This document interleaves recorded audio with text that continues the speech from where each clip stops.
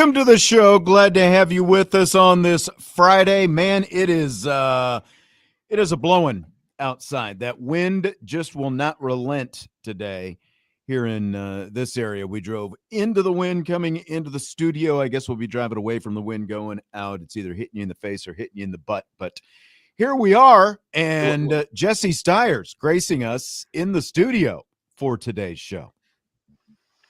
Yeah, I just wanted everyone to hear me super clear today. Came into the studio just to enhance my voice, but more importantly, That's the reason.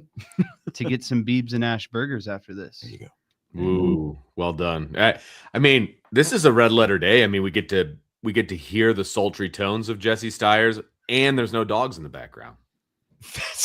It's a very good point. He didn't even bring the dogs to the studio tonight. They're at my house. Oh, they're at the house. Oh, is where they are. Yes. Gotcha. So They're a fan favorite. Yeah, they're a favorite in the house. Wife loves them. Daughter loves them. I mostly love them, but there's a lot of people in the house right now, plus two dogs that aren't usually there, and so I'm a little, yeah, like I'm a man of the people. I'm living in the population where everyone's roaming. In the meantime, Jess hides out in the back room and, closes the door and does his work back there and then messes with my thermostat during the day. So no one touched the thermostat. He keeps claiming that he didn't. Don't mess with a man's thermostat, Jesse. Come on now. Sean doesn't go to your house and mess with your thermostat, okay? He has the respect level. If he could. but he has the respect level that he doesn't do it. I know this about this man. Yes, that's exactly right. Man doesn't mess with another man's thermostat. Just like you don't give another man's wife a foot massage, like there are certain boundaries that are going on here. Vince obviously hasn't watched Pulp Fiction. When you drive, not in a long time, do you allow your passengers to touch the stereo and the air conditioning? Are we going to start nitpicking me now? Is that where this is going? Oh boy, I don't know. I feel like I need to be on the outside of this argument. I just hate when I pick up a friend, they get in the car and they just start messing with stuff. Friend is different. Friend, I had to set for this for a reason. Yeah, you have to designate who we're talking about. Is it the wife in the passenger seat or is it a friend in the passenger seat? Right. Completely different conversation. Right. Friend, no. Wife, yes. That's the short answer. Very fair. Yeah. Everyone knows when I'm in the passenger seat, it doesn't matter. It's my car. It's my stereo. We're flipping. And I'm usually good with that. Like, because you have good taste in music, so you can get after the radio. I have no problem with that whatsoever when we've gone on road trips. See, there you go. Yeah. There you go. All right. It's a quick show once again tonight. We've got Big Ten men's basketball coming up at 6:15, the pregame show anyway, at 6:15. Purdue and Nebraska in the Big Ten tournament. Got to slip this in. Last night, I told you guys, take some betting advice. Take Northwestern to cover 13.5 against Purdue. What was the final? They were down 25 at half. I come home. Dad's making fun of me as soon as I walk in. Guess who won by 13 points and covered by a half? No way. Yep, they did. Wow. They did. I mean, it was the advice that you gave. So I don't know how many threes were involved to get them down to that at the end. I couldn't believe it. It was like 45-21 at halftime, and I'm like, wow, you actually bet that thing? And then there you go, 13.5 spread. They won by 13. So that is the degenerate side of degenerate gambling, right? It is. It really is. I know it. There's $100 in my pocket saying otherwise. Hey, I mean, you're not wrong. Good for you.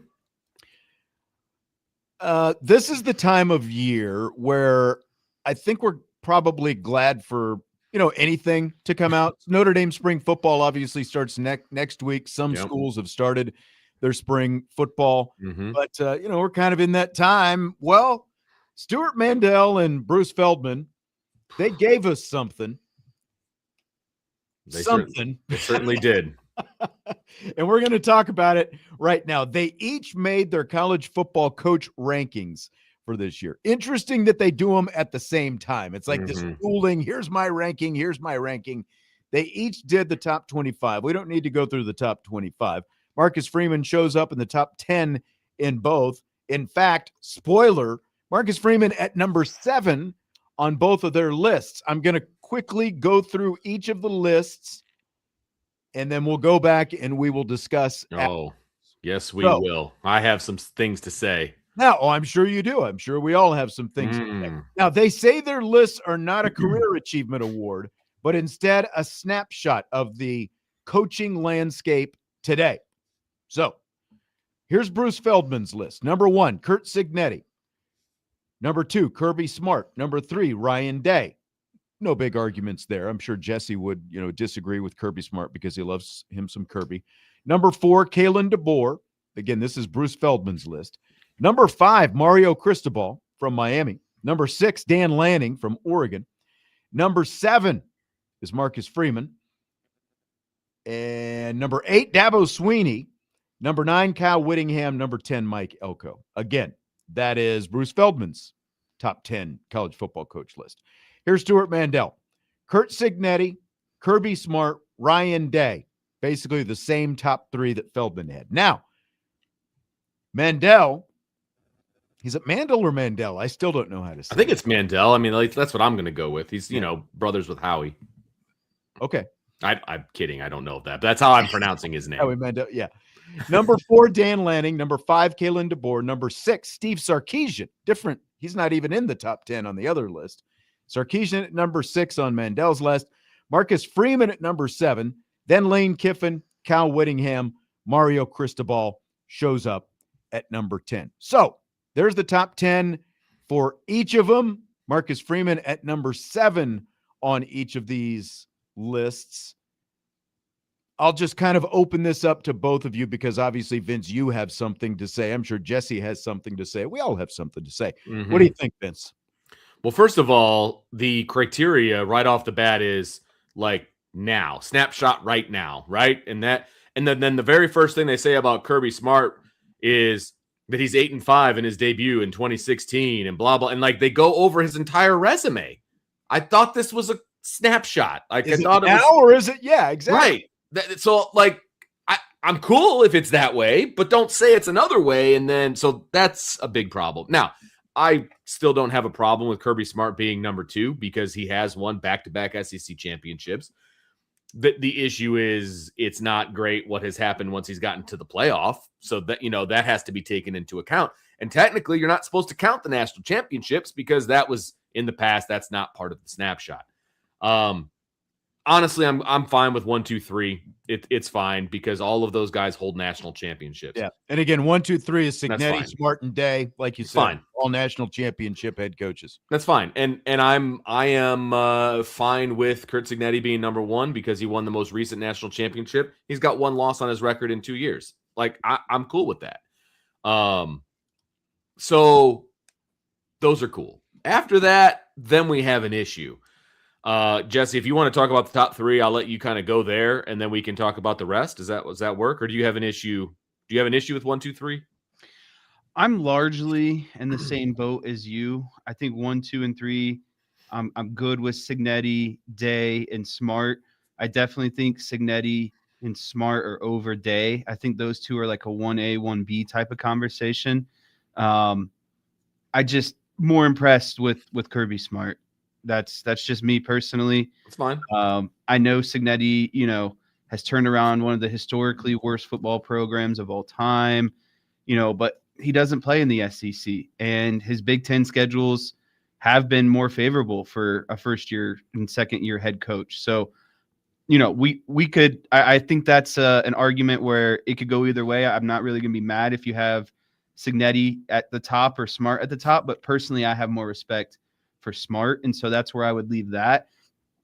I think the majority of the discussion does come basically 4 through 7 or once we get into this middle part. Yeah, you're exact, because I have zero problem, because somebody else did a list a couple months ago and we talked about it, and the big debate I think that Jesse mostly had was, well, shouldn't Kirby Smart be over Cignetti since he has been doing this for a longer time? And I mean, even though he hasn't won a national championship in 4 years now, he 22. Did win back-to-back national championships, and they're still going to the college football playoff every year. So it's like, you look at that, there is more sustained success, but again, You're like, both of these guys, Feldman and Mandel, are trying to tell us, well, this is about what's going on right now. So Yeah, why are we talking about what Kirby Smart did exactly. 10 years ago, basically? Yeah, and I still think he belongs in the top 3. Like, I'm good. I am Absolutely totally good with that. I have no problem with that. I generally do subscribe to Brian Driscoll's you're number 1 until you get knocked off. Like, I'm cool with that. Like, I use number 1. I don't, because teams change every year. Like, I understand that rationale, but that's kind of an old school rationale to me. Well, then knock them off. Like, well, the next season will come and people will have a chance to. And when they do, that's when they fall. Like, I'm good with that. Like, you could be you're number 1 until you get knocked off. And I don't know. Look, they're not going to get knocked off anytime soon. In Indiana's case, they're number 1, but they're going to have a different quarterback. They're going to have an all-new offense, like all these different things. So why do they deserve to still be number 1, I guess? Well, I would say because Cignetti has proved he did it with 2 different quarterbacks over the last 2 years that he's been head coach, and 2 distinctly different rosters the last 2 years. So I think he's earned number 1. That's fine. You're number 1 till you get beat, and they're not going to get beat until like October if they get beat at all. Because their schedule is garbage until then.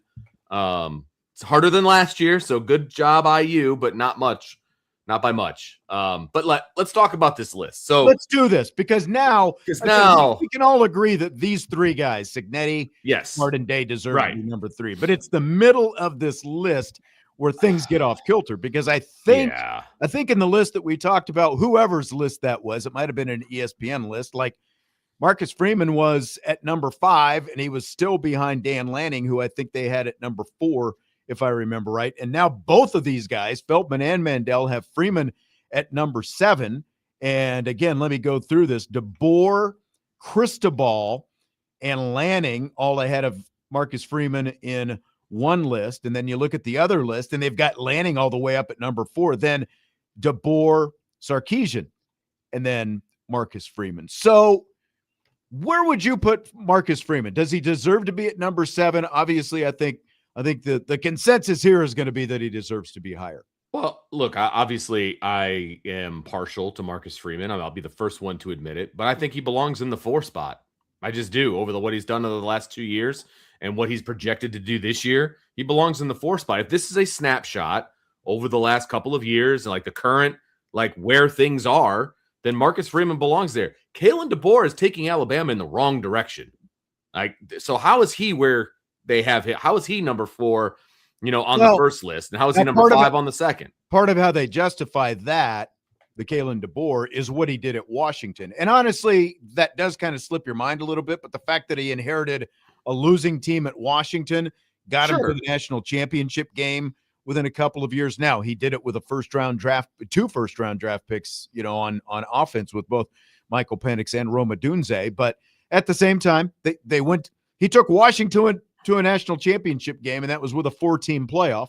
Missed the playoff in his first year at Alabama, basically backdoored his way in because everyone politicked Alabama to get in year number 2. So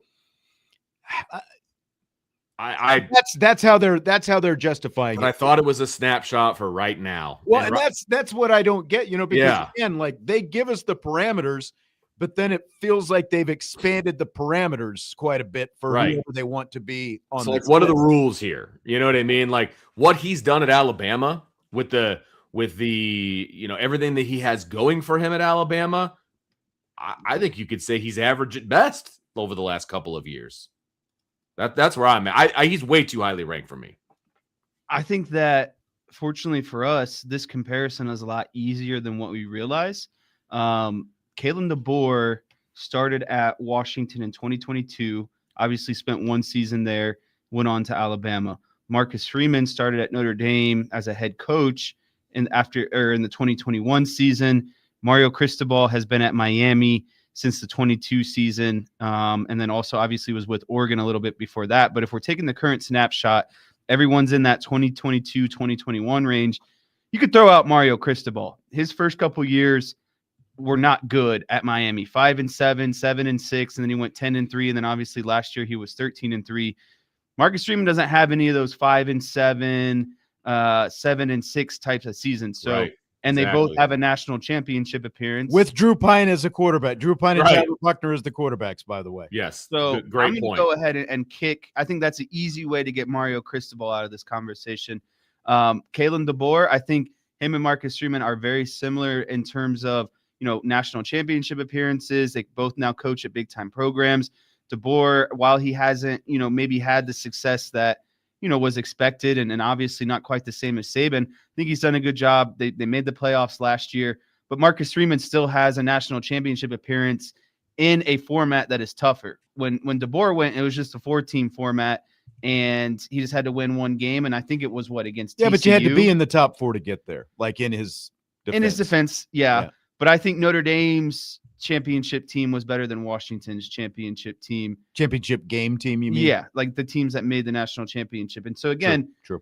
I just think that overall, and especially at the beginning, Marcus Freeman didn't have the talent that DeBoer inherited right when he walked into Alabama. Marcus Freeman has made Notre Dame's roster what it is because of his ability to recruit. So, I think that's another big portion for me is no one can recruit at the level that Marcus Freeman recruits at either. And I think that's huge when you're considering this list. So that kicks out DeBoer for me. That kicks out Cristobal for me. And then I think as you mentioned, I think it was like 6 or 8 weeks ago when that other list came out. I mean, I dismantled Dan Lanning. Dan Lanning and Marcus Freeman have very similar records. Lanning has made the playoffs, but my problem is Lanning is like James Franklin 2.0. He beats the teams that he's supposed to beat, but in every big game, he gets shellacked. The specifically in the playoffs. Matched up, not just James Franklin. Shellacked. Not James Franklin 2.0. He's Brian Kelly 2.0. Let's be fair. Because James Franklin doesn't make it to the playoffs so I mean he did the one time. But the guy losing the lopsided games, yeah, Brian Kelly. Yes. What I'm saying. Right, because he got he played like James Madison this year, and I think last year they had a fairly easy matchup in the first round, and then they got that rematch against Ohio State and got smacked. And then this past playoff, they got smacked by was it who are we talking about? Oregon. Who did Oregon lose to in the last playoff? Like the one that was like 2 months ago? Yeah, it was either Miami. They got beat by Indiana, didn't they? Yeah, it was Indiana. Yeah, it was a rematch with Indiana. It was another just pull your pants down and give him a spanking. That game was not relatively close. So the games that Dan Lanning is supposed to win, he wins. But any game where it's another team just like Oregon or a team very close to his team, the games aren't even close. They're not even competitive. He is getting shellacked in those big time games. And so that's where I draw the line between I haven't seen Marcus Freeman just absolutely get his butt kicked by anyone. No, especially in a game where you got to show up and kind of prove yourself. He's had some embarrassing losses, but not getting your butt blown out losses. Right. He's played a lot of top 10 teams as well, and they have been more than competitive in all those games. And that's why when I look at I want to make sure that I'm crediting this to the right person. Again, this is Feldman's list where he has Mario Cristobal at number 5, and then Dan Lanning at number 6, and then Freeman at number 7.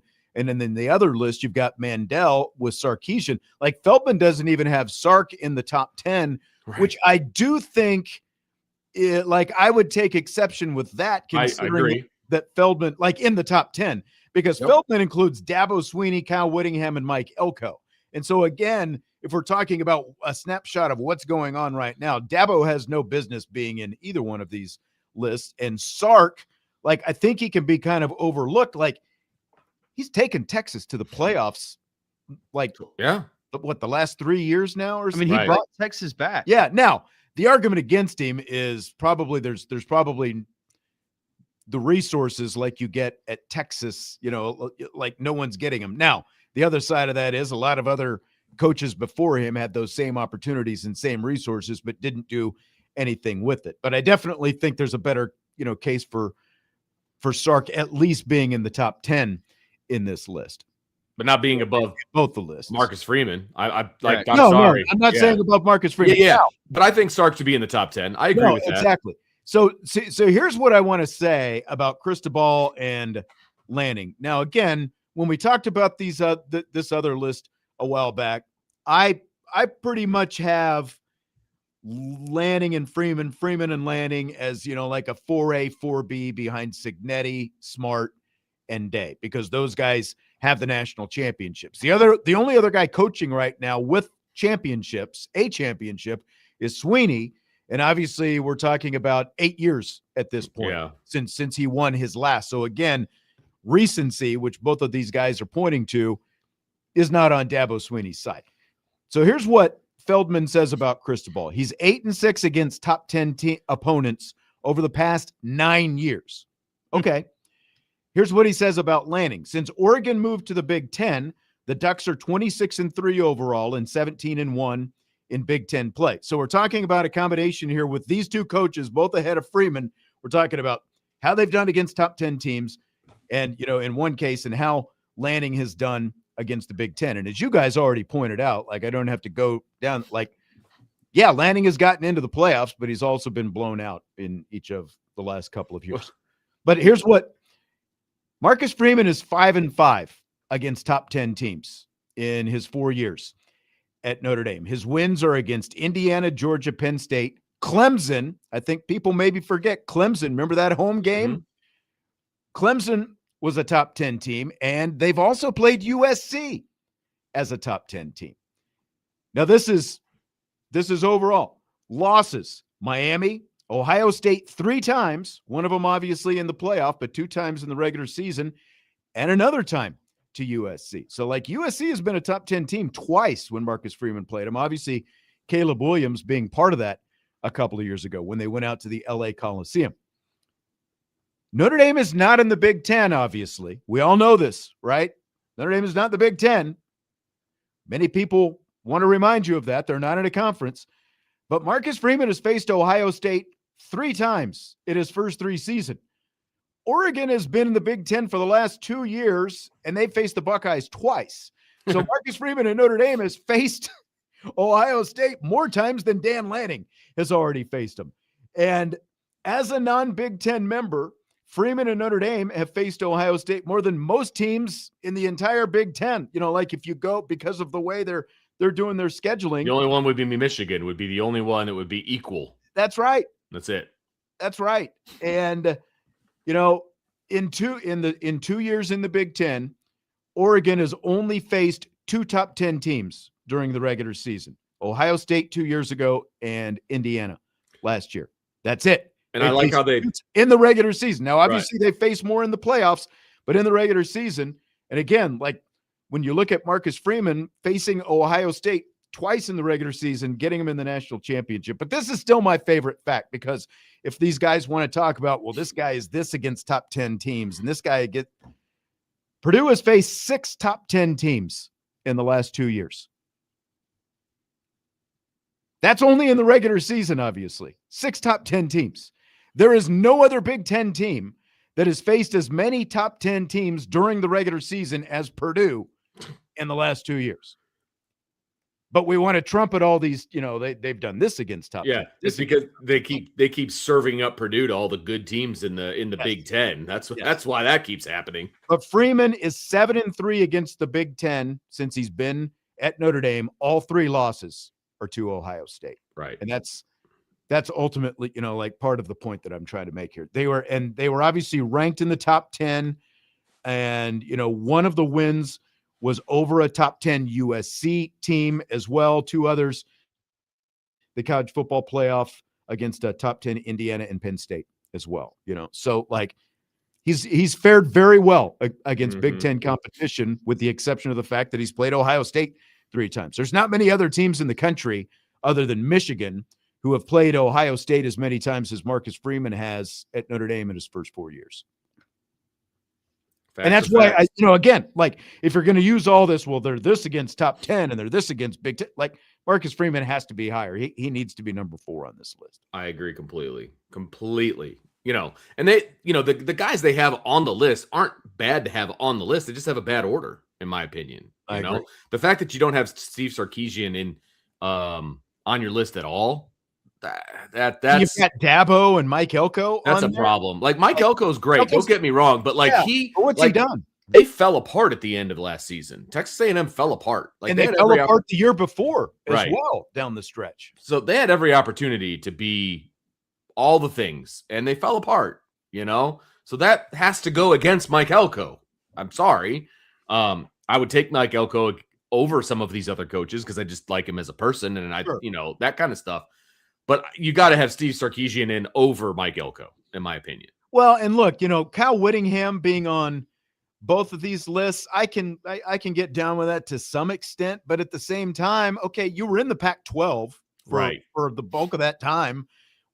What did you do? Did you ever make the playoffs at all? If you're supposed to have these great physical Utah teams and all that kind of stuff. I realize it's Utah, as you're playing against, USC and Stanford when they were good, and Washington and and Oregon, but like, what did you ultimately do with it? Right. Exactly. I mean, great. You're going to go to a place where you're going to have a chance to have a lot more success now. But I think Whittingham verges a little bit on the overrated side to me. Let's see what he does now. You know what I mean? Like, I think now rubber meets the road a little bit for him.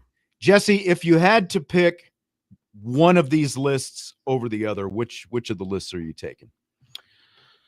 Let me give this a second look.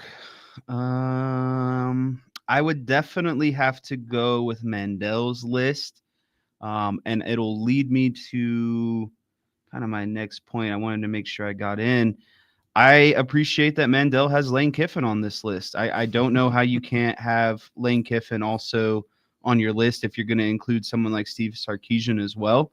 But I like the pool that's in Mandel's list between Cignetti, Smart, Day, Lanning, DeBoer, Sarkisian, Freeman, Kiffin, Whittingham, and Cristobal.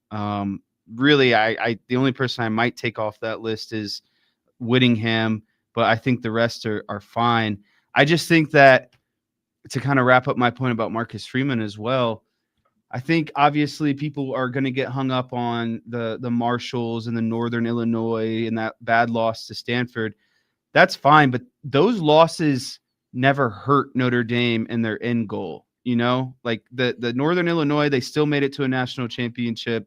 The year with Marshall, it's not like that the expectation was, a national championship team with Drew Pine, I think, as your quarterback. So I think where I draw the line is Marcus Freeman has a couple uglier losses than maybe everyone on this list, but he has better wins than everyone on this list as well. So he has to find that kind of middle ground of, if he wants to be considered or regarded as the top coach moving forward, he just can't lose those type of games and continue to, elevate at the highest level. But that's I think what's holding Marcus Freeman down, is everyone wants to infatuate over Northern Illinois and Marshall and all that stuff, which is fine. But let's look at him when the lights are the brightest, and that's when I think Marcus Freeman does his best, especially in comparison to the likes of, Dan Lanning, DeBoer at Alabama. I just like that Marcus Freeman has stepped up to the plate in those big time games. Well, and the other part of this, and I think Jesse said it earlier, is the recruiting aspect of this. And obviously everyone's got to be a good recruiter to some extent, or you're not going to be able to win. But when you look at where Notre Dame has traditionally been in the recruiting rankings and where they have been since Marcus Freeman took over, and the spots that they have been in, and the way the roster looks in a fairly short amount of time, I think that, recruiting has to factor into this. And, like Dabo being in Feldman's top 10, he's been in one playoff in the last 6 years. And his last championship was 8 years ago. And when you look at how Clemson has fared these last few years, are you really that confident in Dabo Swinney as a recruiter? Like, he's Right. obviously missed a couple times on some quarterbacks. And if he had the quarterbacks, I think that he thought that he had the roster to get into the playoffs and obviously win a lot more games. And the biggest knock against him is his inability to adapt to the transfer portal. Let's see. He went out and actually added a few transfers this year. Let's see if that actually pays off. But, again, my list would be Mandel's, because, again, I can't have Dabo Swinney on the list, and I do think Sark deserves to be on this list, and I think that Lane Kiffin deserves to be on this list as well. And there's no way Mario Cristobal deserves to be ahead of Marcus Freeman when he's had one really good year. And I think Freeman, when you look at the snapshot of the last 3 years and the consistency, there's been much more consistency out of Freeman's team, because look at Miami 2 years ago when they had a chance to get into the playoff or at least the ACC championship game, and you go out and, you lose to Syracuse, Well, he had the number 1 overall pick at quarterback and couldn't make the playoff. Right. Like, you know what I mean? Like, come on, man. Like, that's coaching. That's coaching. Yep. So you don't belong in the top 10 if you can't win with the number 1 overall pick. That's where I'm at. That's right. That's right. To the Northern Illinois haters out there, anytime somebody brings up Northern Illinois, it should not, there's no period at the end of that sentence. It's comma, then they went to the national championship. Right. Because that's coaching. Didn't hold them back. Yeah. Like, that's coaching. You brought your team back from a terrible loss at the early part of the season, and you knew you had to win every single game after that and into the playoff where you beat a bunch of top 5 teams, and you make it to the national championship game. Like, that actually enhances Marcus Freeman as a coach, in my opinion. It doesn't bring him down, because, sometimes you lose a bad game, right? But the way he coached for the rest of that season, that elevates him, in my opinion. All right, we got to take our break. This will be our only break this hour until the top of the hour. Short show again tonight. We're done by 6:15 this evening. Jesse Stires, Vince DeDario, Sean Stires. It's an all rapid fire show. Budweiser's Weekday Sports Beat with IrishBreakdown.com.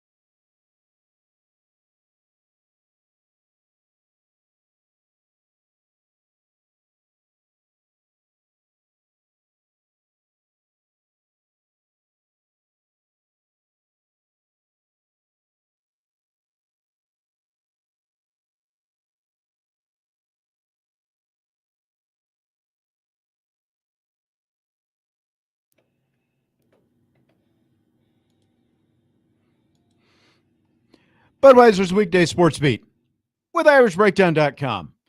I'm Sean Stires, along with Vince DeDario and a formerly black circle on the screen, Jesse Stires. I'm convinced he picks his nose or something during the break. Camera always goes off. No looking behind the curtain. He's doing something. I can see what he's doing this time. I won't say what he's doing. You won't even believe the kind of stuff that he does over there. You're saying I should have come into the studio. That's what you're saying. I know. I am curious. I don't know. I'd probably have to put you down the hall if you did that. That's a good point. That's a good point. All right. It's an all rapid fire show today. We are done early tonight. We don't have a whole lot of time. FanDuel released its over-under college football season win totals for 2026. I don't know. Did these come out today, Jesse, or were they last night, or was it earlier today? Today. Yeah. All right. Notre Dame and Texas Tech both have the highest numbers for the win total. 11.5 is Notre Dame's over-under. Could the bar be set any higher for Marcus Freeman's Fighting Irish this season, Jess? The answer is absolutely not. The expectations are sky high. You now have let's look at this. You now have on FanDuel the highest win total. You have the odds-on favorite to win the Heisman, and you're the odds-on favorite to win the national championship. Those three things never really go well together. You're not going to get all three. Well, I think you're hopeful. Worked out for Fernando Mendoza and Kurt Signetti. But I don't think that those guys were preseason. But they were not. So. That's true. That's a good point. So, good call. I think that, and I think you have to also, Notre Dame's line is set at 11.5, but the over is plus money and the under is technically minus money. So they are still considered to go under the 11.5, which is well, why didn't you set the line at 10.5 then? So it's I think all the action would have gone on the over if they had done that. Yeah, there's no way that they're losing more than 2 games, maybe 1 game. But yeah, it's just expectation after expectation after expectation. And me as a fan, I'm trying not to do that because that only sets yourself up for failure. And also it leads me to watch the games and analyze the games in a much more scrutinizing way. I don't enjoy it as much when they're supposed to, you know what I mean? I'm going to be getting upset over every play that doesn't go Notre Dame's way. Yeah, you and a million other people. I mean, that's what this entire season is setting itself up for. The first bad play. Oh, see, we shouldn't have been rated this high. It's all these expectations we can't and everything's just going to be unrealistic. There's already such a microscope, and I always talk about it, how it's the first quarter and it's a 7-3 game, and they're getting things figured out, how the offense is going to flow, and you've got everyone who's 8 shots deep, with social media muscles out there criticizing and going off on every little thing, and I just see the whole season being like that. It's going to be it's really out of control. I've said before, I would rather go in as some kind of underdog, but there are just monstrous expectations on this team going in, Vince. It's going to be a whole season of holding your breath. That's what it's going to be. Now, obviously there's going to be plenty of games where they're probably going to be blowouts and things like that. But any misstep, and I'm not even saying losing a game, but any misstep along the way, well, they're not the team we thought they were. Well, that's the thing is now people are going to start scrutinizing in wins. Oh, yeah, 100%. They're not winning well enough. They're not looking well enough as a win. They're not looking like a team that's supposed to win the Jesse, it's a cupcake schedule, all right? They're supposed to blow everybody out by 40. If that doesn't happen, they're going to get railroaded. I mean, that's just prepare yourself. Just like the month of November last year. That's what it comes down to. Now, the upside this year is Miami comes at the beginning of the season, but the other side of this is Miami's also got to uphold its part of the bargain. What if Miami isn't as good as everyone thinks Miami is going to be? Just like Florida State, coming off an undefeated season, was one of the worst Florida State teams that we've ever seen same weekend in early November a couple of years ago. So, there's all that, but that just leads to more criticism, like it's Notre Dame's fault that whoever isn't as good as they were supposed to be. I will say this. I saw this come out today, and it's funny, the timing of this, because remember last year how periodically, like kind of part of our summer rapid fire repertoire was Schedules. we would guess the over under for different teams. Yep. And I was just thinking about that yesterday. Like, when do we start? And I'm like, oh, we'll probably start after the spring. But then today, all these over unders drop. So I have consciously not looked at anyone else's. Yeah. Because I want to be able to play the game when we do it. Oh, we're gonna do the game. I'm interested to see, like, when we're gonna get the preseason magazines here probably pretty soon. Kind of dive into those and see what people are saying. Obviously, for Notre Dame specifically, the expectations are going to still be skyrocketing. They're probably going to be on the cover of a lot of those magazines. I mean, CJ Carr, all the things. But yeah, it's going to be fun to kind of get after some of these, especially the Big Ten. I love to underestimate the Big Ten because that's right where we need to be.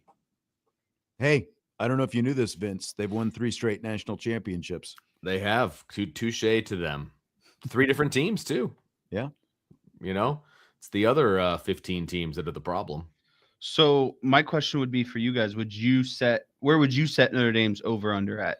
Do you think 11.5 is fair at the end of the day, or would you be more on the 10.5? And not just because of, comfortability, expectations, like where would you realistically put it knowing Notre Dame's talent and looking at the schedule? I mean, honestly, I think that it's probably where it should be. Yeah. At 11.5. I think that is the right number. Like you said, if it's 10.5, that leaves a little bit more wiggle room. But then they're obviously looking at the fact that you've got Miami and BYU. But SMU can be a little bit sneaky. I just saw something today. Like they think that they're going to be pretty. Again, like we don't know, but I think that going in, what we know right now, 11.5 is the proper number. I agree. I mean, if you're trying to set the line and make money on it, and you're the one that's going to have to pay out, you're not setting it at 10.5. No way, because taking the over at 10.5 is super safe. That is a super safe bet. It just is. And 11.5. Now you're actually, because like you want to set the line where people have to hesitate. Like, ooh, 11.5. Like, which way do I go? Like, so I think 11.5 is the number. I think that is where it needs to be. Yeah, I think 10.5 is way too easy, and 11.5 is like, do we really think they're actually going to go undefeated, win all the games, do what they're supposed to, or are they going to have that one mulligan? And I think that's why the 10.5 is so easy, because you get a baked-in mulligan, but obviously you don't with the 11.5. I agree. I think it should be at 11.5. It just sucks that everything's just compounding on each other. I know. So last year, I think we all agreed, like going into the season, that 10 wins was the absolute floor for that team, right? Is it 11 this year? Because I think it is. Has for to me. be. Feels like it. I don't think there's any reason to believe that it shouldn't be. Yeah. Again, based on the quarterback you've got coming back, all the talent around him. Yep. Most of the defense back, like the whole thing. There's every reason to believe. Doubt. Yeah. Yeah, I agree. And a lot of people are honestly going to be disappointed if they only win 11 games. I would be. I mean, my expectations are right there with everybody else's. I mean, I expect this team to win every one of the games that they play. I do. Stymie says 11 would have been better. Give me the option for the push. Oh, good luck with that. Stymie, come on now. It's not how over-unders work. I know. It's not over-under push. Andre Tonsel asked this question on Twitter, and I saw that he chimed in earlier. He said he's got a new phone and he's going to be listening/watching back later. Here's his question from Twitter that he tweeted at me. For the wide receivers to be effective this year, we can't have 3 being the most dominant. I believe we need to have 5 or 6 that they plug in and be effective all over the field this fall. What do you guys think about that?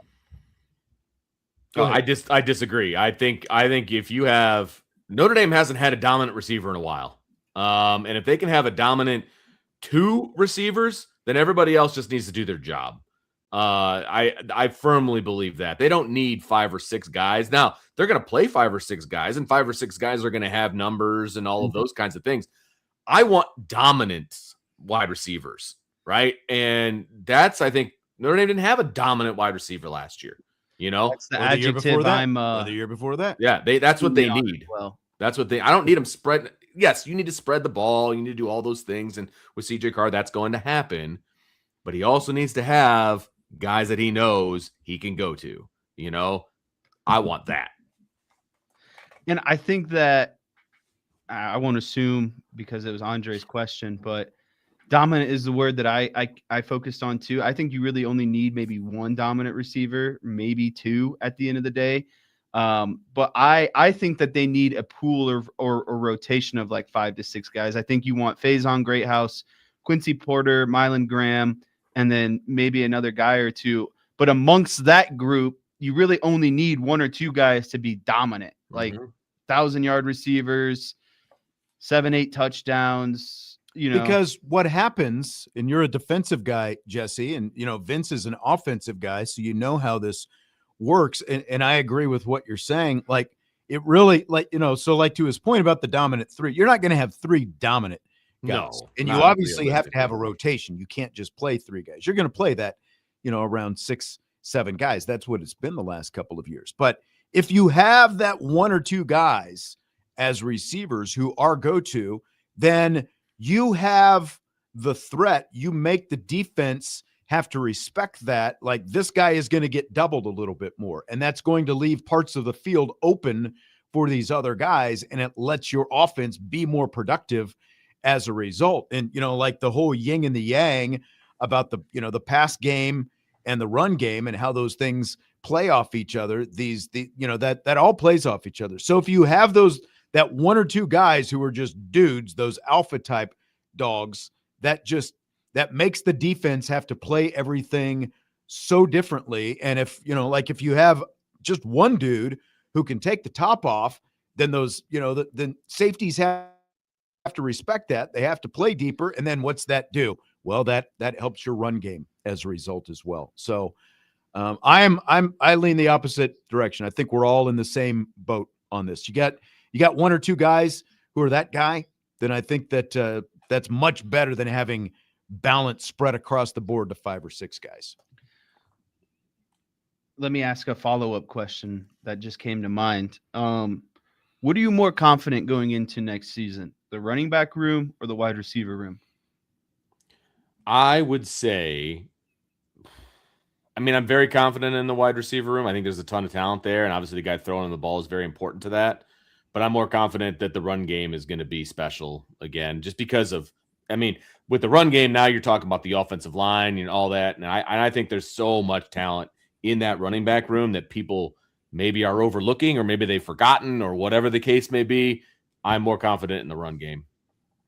I would agree with that as well. Like we know that there's some guys, and to a great extent, a lot of it is still unproven talent. But I think that there's more of there's just a huge amount of upside in that wide receiver room. Absolutely. But we've got to see someone actually go out and do it. At least we have seen Aeneas Williams go out and do it in some key moments, like a Penn State in the college football playoff semifinals, in some other games, and like Stymie is saying wide receivers due to Carr.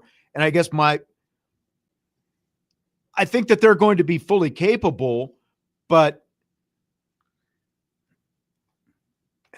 I'm trying to figure out how I want to say this. It's like they're going to be good because of Carr. Yes. Sure. But Yep. that doesn't give me more confidence in the receivers. I have more confidence in Carr that he's able to place it there. We still don't know, who the dude is going to be. Unproven production, you talk about the running backs with unproven production and things like that. But I've seen the talent in the running back room. I know that they're going to be just fine. I have no doubt that the running back room is going to be just fine. The wide receiver room's a little different because I think the ceiling is very, very high for the wide receiver room. Absolutely. But the reality is, outside of Jordan Faison and Jaden Greathouse, and remember, Jaden Greathouse missed half the season last year, right? Or more than half the season. Outside of those two, you don't have a single returning receiver, and that includes the 2 guys from Ohio State that have over 100 yards total receiving in their careers. Like that, there's a lot of talent there, but there's not a lot of production there. And so we have to project with the wide receiver room. And I think there's more projection going on with the wide receiver room than I think there is with the running back room. Yeah, I think Vince, you hit the nail on the head for kind of my argument. I think the ceiling is higher for the wide receiver room, but I have more faith that the running backs, especially early on, are going to be more consistent with their production. Yes. There's not going to be as many maybe peaks and valleys. It's going to be more Yeah. of that kind of steady stream. But the ceiling is definitely higher in the wide receiver room. And also what I think you're going to see a lot of, especially early on, CJ Carr getting this hype and everyone putting on the tight tape of CJ Carr. I think what you're going to see that I think defenses are going to err towards CJ Carr early on. And I think that's going to free up those running backs in the box a little bit sooner until they start kind of get going.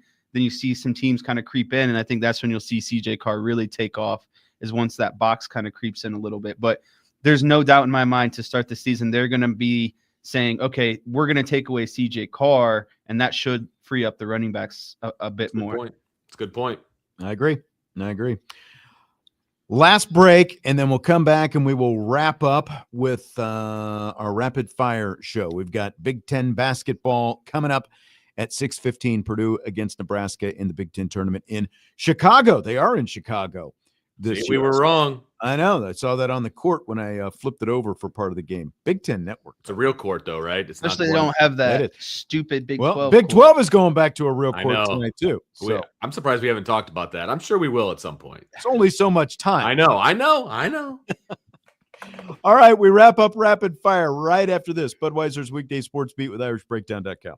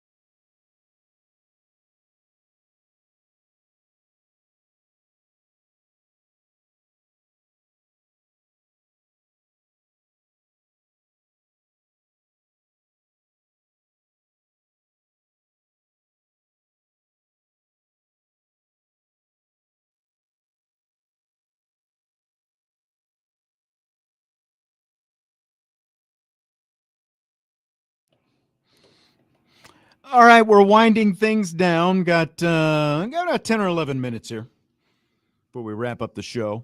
Plenty of time. I'm Sean Stires, joined by Vince DeDario and Jesse Stires.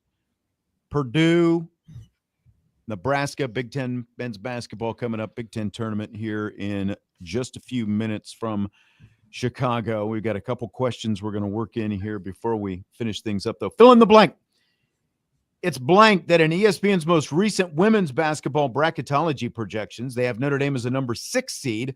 One projection has them going to Ohio State. The other has them going to TCU, which, of course, is the home of former Fighting Irish point guard Olivia Miles to play first and second round NCAA tournament games. I'm going to say juicy. That is juicy because I think Notre Dame falling in at a 6 seed is just what they need.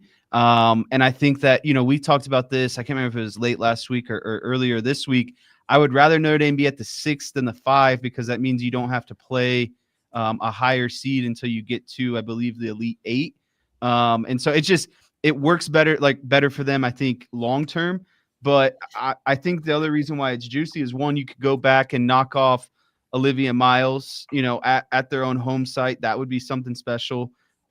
Especially probably very vindictive for, Hannah Hidalgo and Coach Ivy, just to kind of get the last laugh. And I guess in that whole saga that really ended or started right as Notre Dame got eliminated last year from the NCAA tournament by TCU in the Sweet 16. Correct. And so that's juicy, but then also going to Columbus is juicy because I think that bodes well for Notre Dame. I think the Notre Dame fan base would travel very well. I think it'd almost be like a second kind of home, matchup for Notre Dame. I think you'd see a lot of red and green down there. It would further this, Notre Dame and Ohio State rivalry almost started because of football, I guess you could say. So Kevin McGuff, former Notre Dame assistant coach who was on Muffet McGraw's staff for the 2001 national championship team. He's the head coach down there in Buckeye Land. I did not know that. So again, that adds even more kind of layers to this whole thing. So I think the women are in a prime spot. I'm not really worried if it's a 5, a 6, shoot, a 7. I think they're one of the hottest teams in the country. And they're definitely on that list of teams that you do not want to see right now in the tournament. I honestly don't have a whole lot to add, so I'll take the petty route. I don't want them to play at TCU because I hate their court. It's really annoying to watch and look at. It is. Do we want this, what's ultimately like a soap opera distraction? Yeah. Hanging over the right. potential, like they would play in the second round. If they play, they would both have to win their first round game. Do we really want that? I don't personally. That's all anybody's going to talk about. That's what it's going to become. Yeah, it would take away from the game itself. I think so as well. Yeah. I think so as well. Like I don't want it. I could see why the NCAA would potentially match it up because there would be a lot of interest there with Miles on one side, ratings, and Doggo on the other.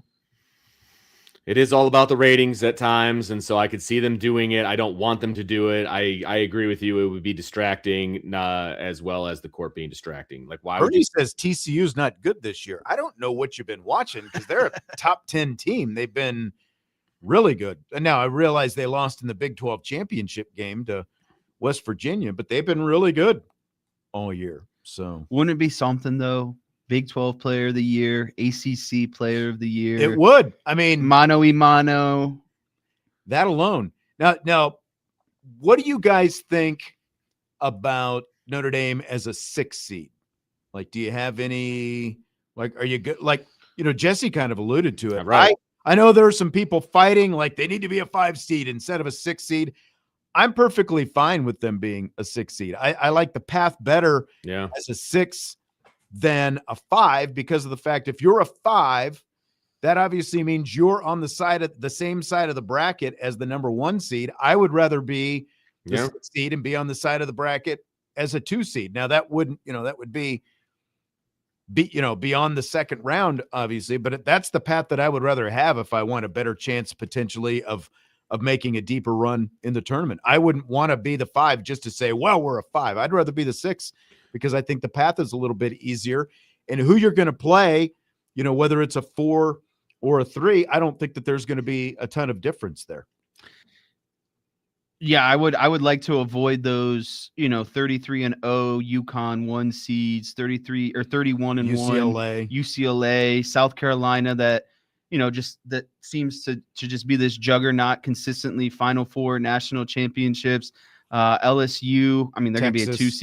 2C, but yeah, Texas, like, I'm sorry, but in women's basketball, the 1 seeds they're in kind of their own little stratosphere, right? In terms of, like, they're very dominant. You don't see as much parity that you would see potentially in the men's game. And so if you can avoid, an undefeated UConn that beat them by 30, 40 points earlier in the season. And I know that was earlier, KK wasn't around. They're a different team, but still, if you were trying to make it as deep as possible with the least amount of resistance, I think a 6 seed bodes better. Yeah, I'm with both of you guys. I think as a standalone, as you're just sitting here talking about like where they should be ranked and things like that, then you can make an argument to be a 5. But when you're talking about path and the bracket and all of those different things, the 6 just makes more sense. So I'm with you. I think so as well. And I'm curious because, again, like the ESPN bracketology, he's one of the few, Charlie Cream, who does the consistent bracketology, projecting the bracket and all that kind of stuff. I was looking at kind of where he's got some of these Big Ten teams. Like, I think he might have Ohio State slotted like a seed too high. Like, they could end up being a 4 as opposed to a 3. And I think he's got Iowa right now as a 2. And I think that they could potentially be a 3. And obviously, if that happens, then you might see Notre Dame going to Iowa City, for example, instead of Columbus. So, if Notre Dame ends up being a 6 seed. So I'm going to be really curious, like, how close some of his seeds actually play out. Selection show Sunday night, though, at 8:00. Iowa City, pack your parka. TCU, pack your shorts. Talk There's a about big wind difference. blowing. Whew, man, big time. All right, Tennessee Titans are going to move into a new stadium next year, and the team has unveiled a uniform rebrand. They are going back to the old Houston Oilers color scheme with powder blue jerseys, red trim, and the white helmets. And they did away with like the fire trail thing that they had, on the logo on the helmets. They're going back to powder blue. Are you guys in or out on this new look that the Tennessee Titans are going to have? I am so in. Those are beautiful. They're beautiful jerseys. I'm so in. For some reason, I just really like powder blue jerseys, and those are exquisite. They're simple. They're elegant. They are great. When I saw those today, I'm on board. I would say I am a massive in. I've got no notes on these uniforms. They're beautiful. Yeah. They remind me of those Charger powder blues. I had an LT jersey back in the day. Doesn't fit anymore, unfortunately. But the powder blues are amazing. And Tyler Evans took my punchline in the chat before I could get it off.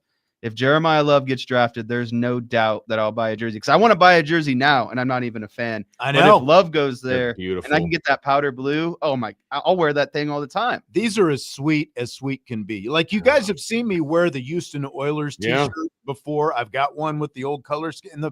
Basically, the reason is I love that color scheme, and like the oil derrick on that t-shirt. No. Now, they're not going to have the oil derrick, but like these are like very simple. I did notice like one little thing that they did on the sleeves. Guitar strings. Nashville, they did guitar strings on the sleeves. I think that's kind of cool. Yeah.